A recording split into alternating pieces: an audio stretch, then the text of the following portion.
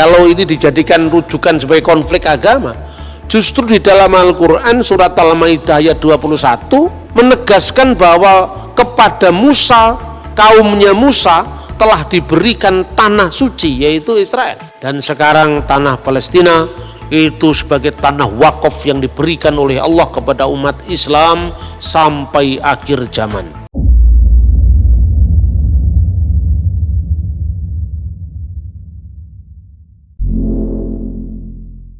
Bagaimana dengan ungkapan Al-Quran sekarang? Nah, ini penting ini. Justru anehnya Al-Quran sendiri, kalau ini dijadikan rujukan sebagai konflik agama, justru di dalam Al-Quran surat Al-Maidah ayat 21 menegaskan bahwa kepada Musa, kaumnya Musa telah diberikan tanah suci, yaitu Israel.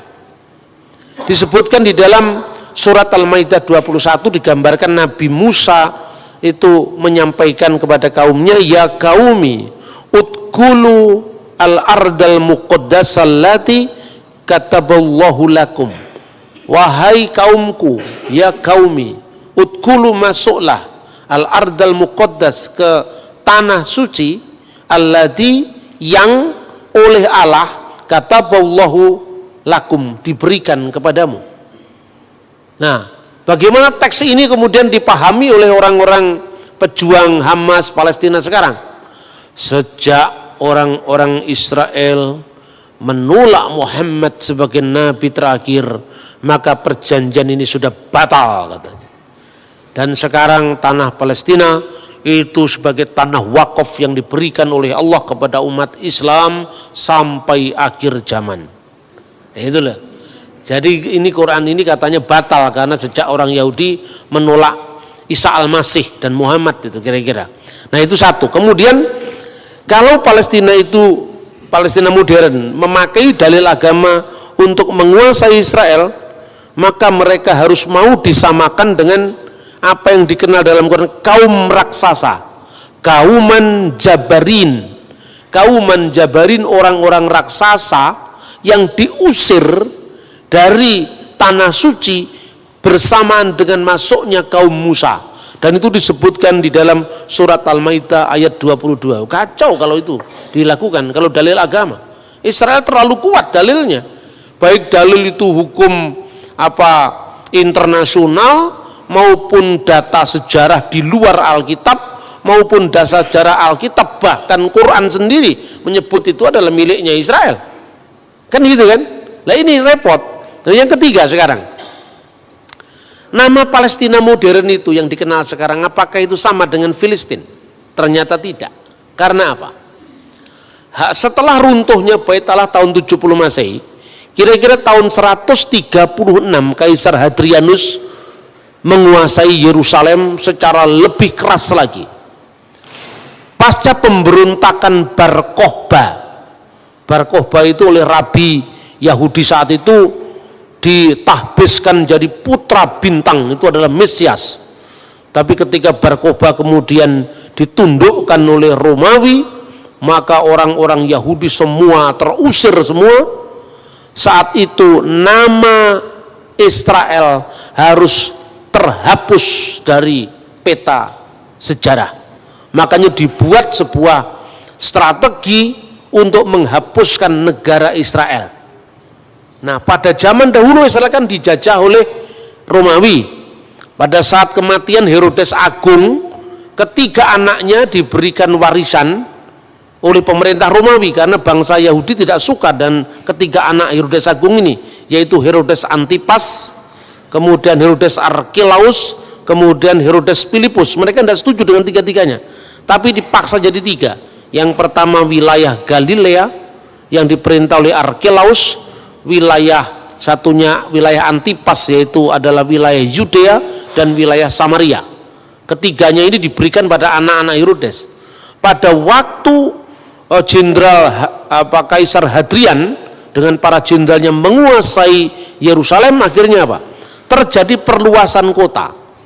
Jadi wilayah Yudea dijadikan provinsi, wilayah Galilea dijadikan provinsi, wilayah Samaria, dataran tinggi Golan dijadikan provinsi. Maka wilayah Syria digabung dengan wilayah Yudea, dan namanya adalah Syria Palestina. Nama Palestina justru yang mengangkat itu adalah kaisar pagan yang namanya Hadrianus. Maka wilayah Syria, untuk menggantikan nama Israel, menghapus dari muka sejarah, diperkenalkan istilah baru yaitu Syria Palestina. Itu abad kedua. Kota Yerusalem harus terhapus dari peta, karena selama ada impian tentang kota Yerusalem atau tanah Israel, nanti orang Yahudi terus menerus mengatakan lesana habba'ah Birusalaim, tahun depan kita di Yerusalem. Selama nama-nama Israel, Yerusalem tidak hilang dari ingatan orang Israel, selama itu Roma tidak yakin bahwa Israel tidak bangkit lagi sebagai sebuah kerajaan, maka kota Yerusalem bersamaan dan penghapusan kota Israel dihapus dan dinamakan dengan Alia Capitolina, dan nama itu diabdikan untuk dewi kafir mereka, Alia Capitolina. Menariknya, kata Yerusalem tidak muncul dalam Al-Quran, tidak muncul dalam hadis. Al-Quran tidak muncul satu kata pun tentang kata Yerusalem. Kalau Israel ada, ya Bani Israel, tapi kata Yerusalem tidak muncul. Tradisi Islam kemudian setelah Quran dan setelah hadis menyebut Yerusalem dengan Al-Quds, kota suci. Al-Qudus, kota suci. Karena Yerusalem menjadi kota suci ketiga setelah Makkah Al-Mukarramah, Madinah Al-Munawwarah, dan Al-Quds, yaitu kota suci ketiga, kota Yerusalem. Yang menarik, perjanjian Umar bin Khattab ketika memasuki kota Yerusalem, dia adalah sahabat Nabi setelah Abu Bakar, kemudian Umar.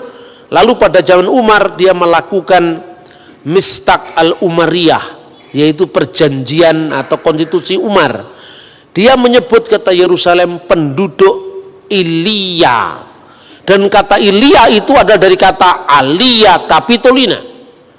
Jadi artinya justru data dari sumber sejarah Islam klasik malah tidak menyebut kota Yerusalem sesuai dengan nama yang diberikan dari Taurat, kota Salem, dan nama yang diberikan kitab nabi-nabi, Yerusalem, tapi nama yang diberikan oleh kaisar pagan yaitu Elia, Alia Capitolina. Maka segala macam identifikasi secara teologis dari Quran maupun dari sejarah Islam akan merugikan Palestina. Karena apa? Yang jelas Quran tidak menyebut kata Yerusalem, Quran malah menyebut kata tradisi Islam kemudian malah menyebut kota Alia, dan Alia itu membenarkan Alia Capitolina.